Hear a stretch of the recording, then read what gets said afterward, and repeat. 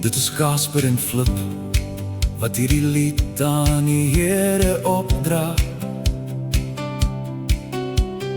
Ons wil net vir U dankie sê.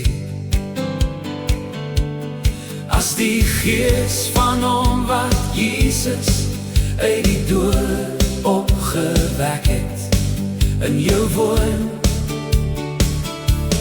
dan sal hy wat Jesus uit die dood opgewek het, dan sal hy julle sterwende liggaam uit die dood opwek.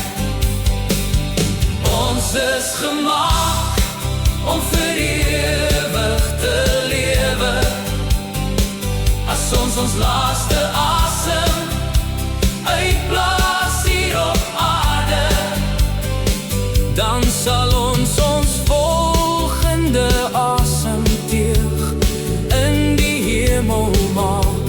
Ons sal net in verwondering staan en kyk en weer eens kyk, want groot is ons God. Hy maak mense nuut, splinternuut. Dit is Flip en Casper wat julle groet.